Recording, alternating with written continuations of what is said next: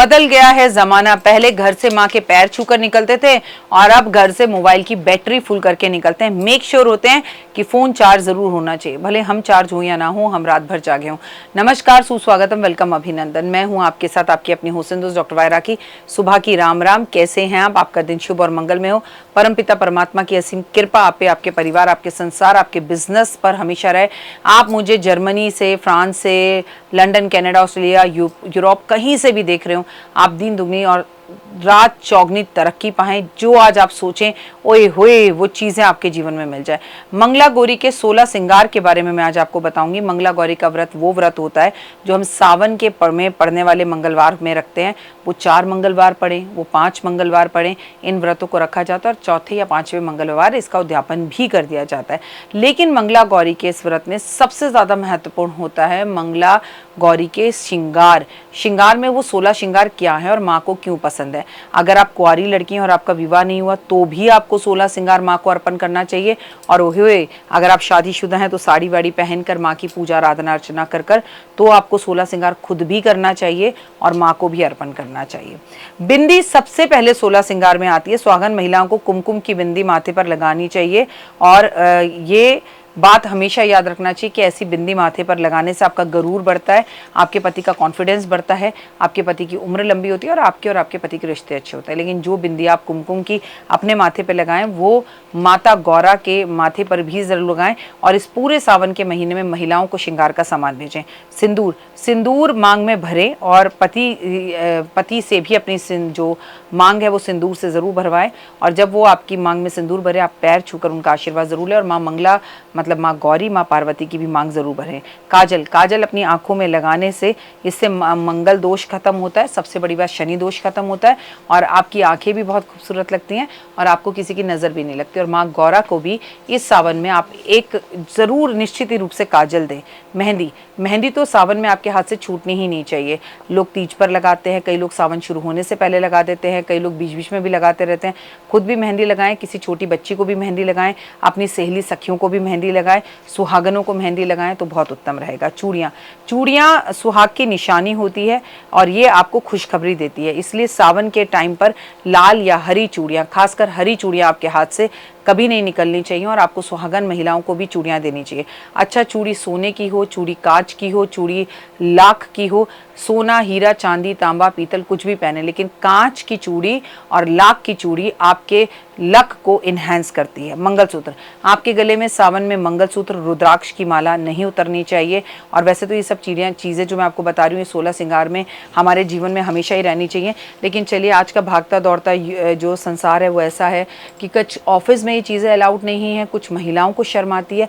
तो जो आप कर सकती हैं, कम से कम अगर आप मंगला गौरी का व्रत रख रही हैं तो ये 16 श्रृंगार में चीज़ें ज़रूर पहने। अगर आप सावन का व्रत रख रही हैं तो ये 16 श्रृंगार में चीज़ें ज़रूर पहने। और नथ, हाँ मतलब आपकी नोज पिन, नाक में नोज पिन होती है तो कहते हैं कि औरत की कभी नाक नहीं कटती, उस खानदान की कभी नाक नहीं कटती। और मैं तो कह रही हूँ कि महिलाओं की नाक में जब नथ या नोज पिन होती है तो वो लगती भी बहुत खूबसूरत है। इसलिए नथ या नोज पिन हमेशा पहने। गजरा, बालों में आपके गजरा ज़रूर हो। माता को भी आप नथ जो है या नोज पिन अर्पण करें, छोटी सी सोने या चांदी की करें और आपके बालों में भी गजरा पूरे सावन में हो और माता रानी को भी गजरा ज़रूर लगाएं। मांग टीका, कहते हैं माथे के बीचों बीच लगाए जाने वाला ये मांग टीका विवाह की शीतलता और विवाह की सादगी के बारे में बताता है। तो एक छोटा सा मांग टीका चांदी का खरीद कर आप माँ गौरा को भी अर्पण ज़रूर करें। और अगर आप उन लोगों में से हैं जो आर्थिक स्थिति में इतने बेहतर हैं कि सोने का खरीद सकते हैं तो सोने का खरीदें। झुमके, कहते हैं अगर आप सोने के झुमके सावन में पहनते हैं तो ये आपके राहु दोष को खत्म करते हैं, इसलिए कान में कुछ ना कुछ झुमका ज़रूर पहने। बाजूबंद, पहले ज़माने में या साउथ में आप जाएं तो आज भी वहाँ की महिलाएं ब्लाउज़ के ऊपर बाजूबंद ज़रूर पहनती हैं। आप हमारी माँ लक्ष्मी, सरस्वती, इनके किसी भी चित्र या पोस्टर को देख लीजिए तो माँ के हाथ में बाजूबंद ज़रूर होगा। कमरबंद, यानी कि हमारे कमर पर बंधने वाली तगड़ी भी पहना जाए तो वो भी हमारे जो है कहीं ना कहीं 16 श्रृंगारों में से एक है। पैरों की बिछुआ, जब महिला पैरों में बिछुआ पहनती है तो उसको हार्ट की बीमारी कभी नहीं होती, वो सीधा हमारे दिल से जुड़ी हुई होती है और बहुत खूबसूरत भी लगती है। लेकिन आजकल फैशन में हो गया है कि कुंवारी लड़कियां भी बिछुआ पहन रही हैं या विधवा औरतें भी अपने पैरों में बिछुआ पहन के रखती हैं, जो कि एक्चुअली गलत है। अगर आपके हस्बैंड इस संसार में नहीं है तो आप बिछुआ पैरों में नहीं पहन सकते। इसके सिवा आपको बिछुआ पैरों से कभी नहीं उतारना चाहिए। पायल, पायल लक्ष्मी का प्रतीक है। जब एक पायल पहनकर छम छम छम करती हुई महिला घर में घूमती है तो यकीन मानिए, वो आपकी छोटी सी बच्ची भी हो, वो घर में घूमती है तो लक्ष्मी के आगमन का आपके जीवन में कहीं ना कहीं एहसास रहता है। अंगूठी, आपकी जब सगाई या मंगनी होती है तो आपके पतिदेव आपको एक अंगूठी पहनाते हैं जिससे आप दोनों का संबंध जुड़ता है, वो अंगूठी आपके हाथ में ज़रूर होनी चाहिए। उपटन, कहते हैं श्रृंगार करते वक्त मंगला गौरी के व्रत में 16वीं जो चीज़ है वो उपटन। जब महिला स्नान करे तो गंगा जल, गुलाब जल और उपटन मिलाकर अगर स्नान करे, उसमें एक बूंद तेल डाल ले। और हालांकि तेल लगाना सावन में अलाउ नहीं होता, लेकिन आजकल फ्रेगनेंस वाले ऑयल भी आते हैं, या आप ऑयल छोड़ दें, गुलाब जल और उपटन लेकर अगर आप स्नान करें तो वो भी आपके 16 श्रृंगारों में आता है। क्योंकि पहले ज़माने की महिलाएं जो थीं वो किसी भी तरह से साबुन का इस्तेमाल नहीं करती थी, वो उपटन और बेसन से ही नहाया करती थी। इससे आपका गुरु ग्रह बहुत अच्छा होता है।